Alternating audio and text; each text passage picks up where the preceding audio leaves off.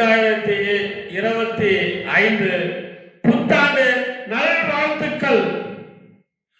அனைவருக்கும் 2025 புத்தாண்டு நல்வாழ்த்துக்கள்.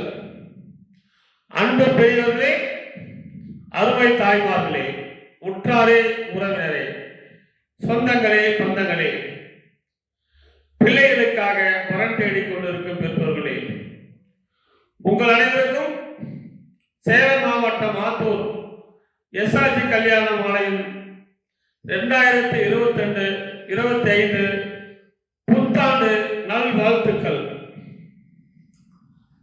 எங்கள் எஸ்ஆர்ஜி கல்யாண மாலை இன்று 9 ஆண்டு காலமாக எஸ்ஆர்ஜி கல்யாண மாலை என்று துவங்கப்பட்டு இந்த ஆயிரக்கணக்கான திருமணங்களை நாங்கள் செய்து வைத்திருக்கிறோம். இந்த 2025 ஆண்டு இந்த புது ஆண்டிலே திருமண வயதில் உள்ள ஆண் பெண் இருவரும் திருமணம் செய்யப்பட வேண்டும் என்று எங்கள் எஸ்ஆர்ஜி கல்யாண மாலை மூலமாக மனதார வாழ்த்துகிறோம். இந்த 2025 சிம்மராசிக்காரர்கள் கோடீஸ்வரர்கள் என்ற விவரங்களை நான் போன வீடியோவில் சொன்னேன். அதே மாதிரி இந்த 2025 ஆண்டிலே எல்லோரும் நலமுடன் வாழ இறைவனையை நான் பிரார்த்திக்கிறேன். எங்கள் எஸ்ஆர்ஜி கல்யாண மாலை இந்த ஓராண்டு காலமாக நடந்த நிகழ்வுகளையும் நாங்கள் இப்போ ஒளிபரப்புகிறோம்.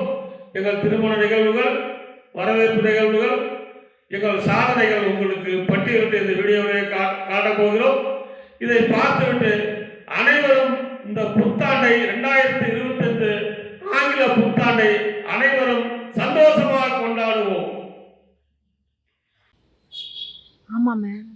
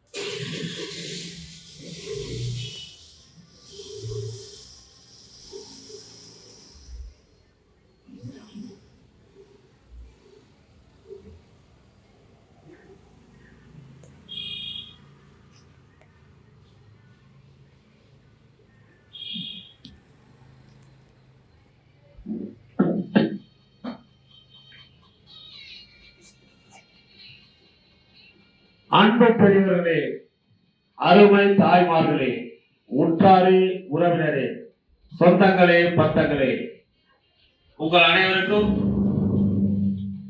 சேலம் மாவட்டம் ஆத்தூர் எஸ்ஆர்ஜி கல்யாண மாலையில் இனிய 2025 ஆங்கில புத்தாண்டு நல்வாழ்த்துக்கள். அனைவருக்கும் 2025 புத்தாண்டு நல்வாழ்த்துக்கள். அனைவருக்கும் 2025 ஆங்கில புத்தாண்டு நல்வாழ்த்துக்கள். இந்த 2025 ஆண்டிலே எங்கள் எஸ்ஆர்ஜி கல்யாண மாலை மூலமாக திருமணமாகாத ஆண் பெண் அனைவருக்கும் திருமணம் நடக்க வேண்டி எல்லா வல்ல இறைவனை பிரார்த்திக்கிறோம். இந்த 2025 எந்தெந்த ராசிகளுக்கு யோகம், கோடீஸ்வரராக யோகம் இருக்கிறது, எந்தெந்த ராசிக்காரர்களுக்கு திருமணம் இந்த 2025 நடக்கும் என்பதை பற்றி எல்லோருக்கும் எங்கள் எஸ்ஆர்ஜி கல்யாண மாலை அலுவலகம் சென்னையில் இருந்து உங்களுக்கு எங்களுடைய நல்வாழ்த்துக்களை தெரிவித்துக் கொள்கிறோம். எங்கள் எஸ்ஆர்ஜி கல்யாணமலை இதுவரை ஆயிரக்கணக்கான திருமணங்கள் நடந்துள்ளது. அதை இந்த வீடியோவில் உங்களுக்கு முறைப்படுத்தி காட்டுவார்கள். என்னமா செஞ்சிடலாமா? நம்ம எஸ்ஆர்ஜி கல்யாணமலை எப்படி என்ன நிலையில இருக்குது நீங்க சொன்னீங்க பரவாயில்ல. நல்லாதான் போயிட்டு இருக்குங்க ஐயா. ஆனா இப்போ வர இதுல வந்து எந்தெந்த நட்சத்திரம் எந்தெந்த ராசி விளக்கமா சொன்னீங்கன்னா நல்லா இருக்கும். இப்ப 2025ல கிரக நிலைகளிலே சிம்ம ராசிக்காரர் கோடீஸ்வரராக ஆச்சு. எதிரிகள், சண்டைக்காரன், அங்க பங்காளி சண்டை, நண்பர்கள் சண்டை, யாருமே இன்னும் இவங்க கிட்ட இருக்க முடியாது. இந்த சிம்ம ராசி சனி பிடியிலிருந்து தப்பி இன்னைக்கு சூரியன் பார்வையில வந்துருச்சு. இந்த 2 ஆண்டுக்கு இவங்க எதுவுமே செய்ய முடியாது. இவங்க எந்த வேலை செஞ்சாலும் அது வெற்றிகரமாக முடியும். அதே மாதிரி இவங்க இவ்வளவு நாளா பட்ட கஷ்டம் எல்லாம் நீங்கும். ஏன்னா பக்கத்து காட்டுல சண்டையா இருக்கும், வரப்பு தகராறு, பக்கத்து வீட்டுல சண்டையா இருக்கும். அவெல்லாம் இந்த 2 வருஷத்துக்குள்ளேயே சமாதானத்துக்கு வந்து நல்லவனா இருப்பான். தொழில் செய்வாங்க. இந்த 18-19 வருஷமா சனிப்பிடியில் இருக்கும்போது கஷ்டத்தை நஷ்டத்தை சந்தித்த இந்த சிம்மராசிக்காரர்கள் மக நட்சத்திரம் சிம்மராசி என்றாலே அவர்கள் வந்து பொய் சொல்ல மாட்டார்கள், தைரியமானவர்கள் என்று பொருள். சிங்கம் காட்ட தனியாக தான் இருக்கும். அது மாதிரி எங்க போனாலும் இந்த மக நட்சத்திரம் சிம்மராசியில் இருக்கிறவங்க முதன்மையா இருக்குன்னு நினைக்கிறவங்க. ஒரு அலுவலகத்துல வேலை செஞ்சாங்களா அந்த அலுவலகத்திலே நம்ம தான் முதன்மையா இருக்குன்னு நினைக்கிறவங்க.